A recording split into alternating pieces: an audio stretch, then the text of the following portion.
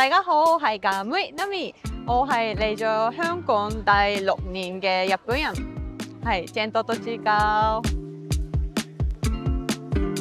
因為咧，我係2019年嚟咗香港嘅，一嚟咗之後就開始 COVID，同埋我想我想練習廣東話嗰陣時。所以我開咗公開 account， 每日都寫廣東話嘅日記、影相，跟住 post 個 story， 跟住咧越嚟越多人 follow 我個 IG 度，都可以識咗新嘅朋友咁樣。一直都想喺外國做嘢嘅，嗰陣時我個男朋友係香港人，跟住先至知道喺香港原來係呢度唔同，即係台灣度唔同，即係中國大陸都唔同，即係一個好特別嘅地方咁樣。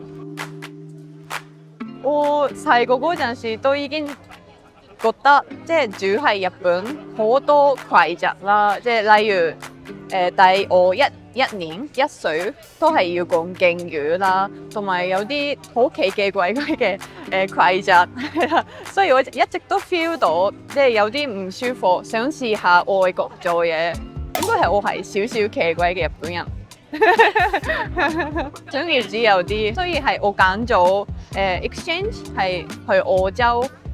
跟住喺澳洲識咗香港人嘅男朋友，之後先至知道想理解多啲香港嘅文化啦，香港喺邊度啦，就係一直接觸香港人，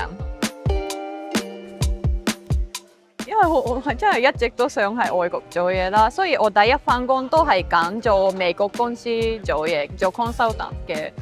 跟住之後我都有少少經驗，同埋嗰陣時都識講少少英文都 OK 嘅。我有少少自信可以喺香港多揾到工啦，做多嘢啦，係啦，所以決定咗辭工先至嚟香港。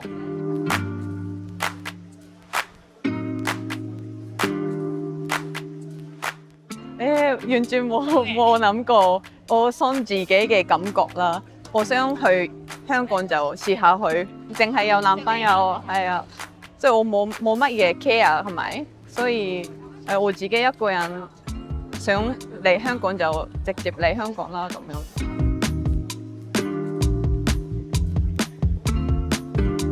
嗰陣時我成日同住喺日本人嘅 friend。每日都唔係每日嘅，成日同佢打電話，真係我唔開心點算好？跟住個 friend advise 我，你不如你自己試下學下廣東話，同埋理解香港嘅文化，你自己試下先咁樣。之後我揾咗語言學校啦，跟住我上網 search， 你哋睇下有冇日本人住喺香港嘅日本人，用 IG connect 佢哋咁樣，慢慢開始。開始起自己嘅社會咁樣。我知道係咖妹有少少 discrimination 嘅意思，但係我覺得咧，香港人都叫其他人嘅肥妹啊、肥仔、死人仔，覺得少少冇禮貌喎。咁我覺得咖妹都差唔多啦，人哋叫咖妹，我覺得有少少介意。不過自己叫自己咖妹，我覺得完全冇問題嘅。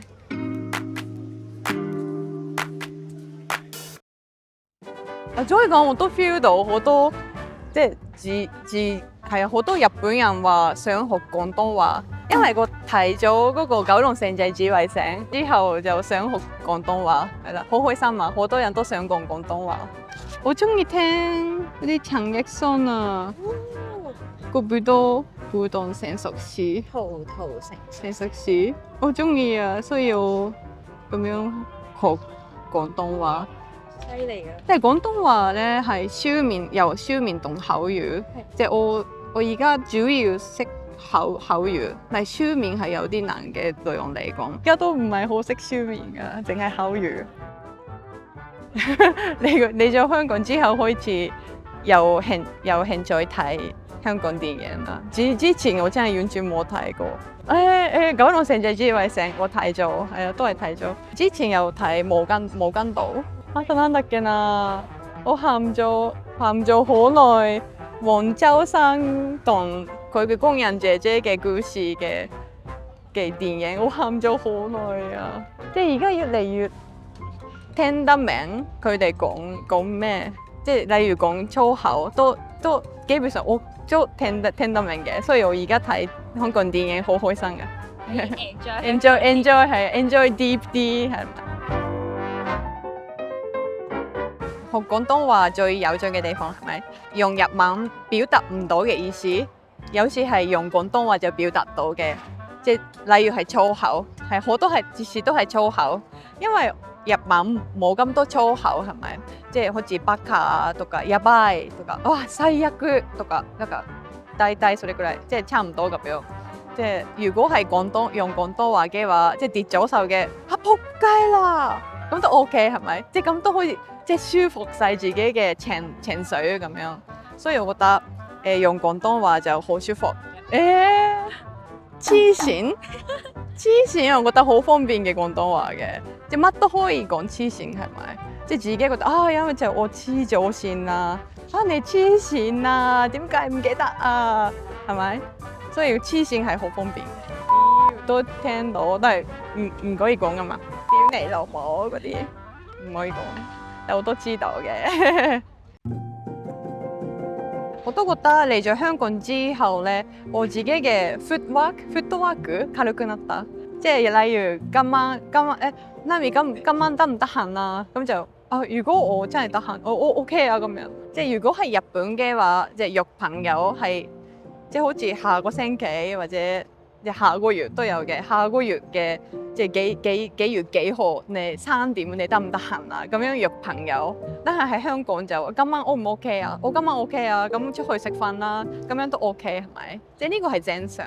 所以我覺得嚟咗香港之後，有多啲機會見朋友同埋同事一齊玩啦，係啦，所以好開心。如果係日本就寂寞啲，即係ちょっと寂しい。不過嚟咗香港就真係大家一齊玩啦，一齊食飯啦，咁樣開心啲。最初嚟香港嗰陣時，我真係好驚嘅，好驚香港人嘅第一年啦，因為佢哋講得好直接，香港人講得好大聲，同埋成日屌你老母咁樣講，我真係第一次係好驚嘅，好多人都鬧交咁樣。學咗廣東話之後，即係聽得明佢哋講咩，其實係食咗飯未啊咁樣講係咪？淨係即係普通溝通都係好大聲講嘅，即係知道咗佢哋講乜就我覺得 OK 嘅，唔使驚嘅。係啊，香港人好強㗎，好強，我覺得好強，即係就算講咩都係即係接受到，好似一個意見咁接受到。即係日本人就如果講啲咩講少少嘢，就覺得我全人生都否定される咁樣，俾人否定晒成個人咁樣，係啦。所以日本人比較玻璃心，但係香港人係好強。係啊，我知啊呢個，因為我成日中意去好地道嘅茶餐廳或者大排檔。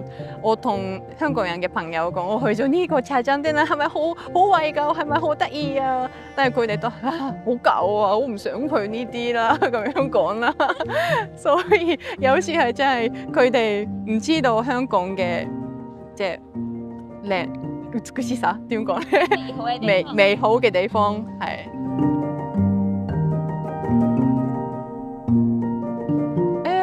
係行山好中意嘅，因為香港嘅行山係我覺得好特別，因為即係一日之內可以去行山，跟住可以睇到個海景啦、啲山景啦，同埋個大廈風景，有呢3個，我覺得真係好靚嘅，所以我好中意行山咯。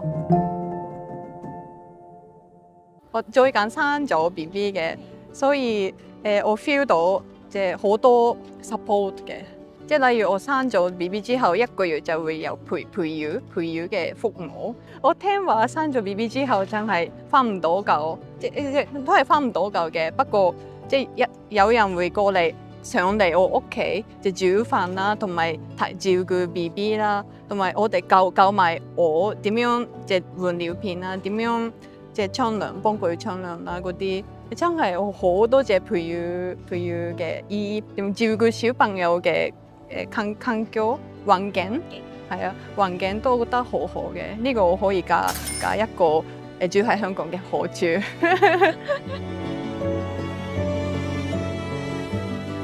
哦，應該外國我未諗過，應該係香港或者日本係啦，我未決定到啦。但係邊度都有好多好處同壞處，係咪？香港嘅話可以識講英文、廣東話、普通話，都加埋日文，係咪？你四個語言都可以學，即係語言嘅話喺香港好啲嘅，我覺得。但係日本就有個 club 活動 club activity 嗰個部活係課外活動，好健康嘅。即小朋友可以做運動啦，自己中意嘅運動啦，同埋可以學就點樣清潔啦，同埋可以學游水啦，或者踩單車啦，人生活基本嘅嘢係日本嘅學校可以學到。即係呢啲係日本嘅好處，係咯，我都仲諗緊邊度好，即係邊度都有好處同壞處。因為我係日本，我唔想返工嘅。返工嘅話，我真係香港舒服好多，係咯。同埋呢度有好多朋友啦，係咯，每日嘅生活都好豐富。我真係好中意香港生活。真係好香港同日本嘅文化真係好多，即係講唔晒，今次一日就講唔晒啦。我哋有機會再做個下集好。我上年咧出咗書嘅100個文化衝擊，我全部寫晒我想講嘅嘢，係啦，所以你哋可以睇翻呢個我本書都 OK 嘅。因為我住咗六年啦，已經係6年，我覺得已經變成香港人咁啦，少少係啊。因為有時好返日本嗰陣時，約朋友都係今日或者聽日得唔得？都有時係咁樣諗下，好似唔得喎，日本人唔得喎。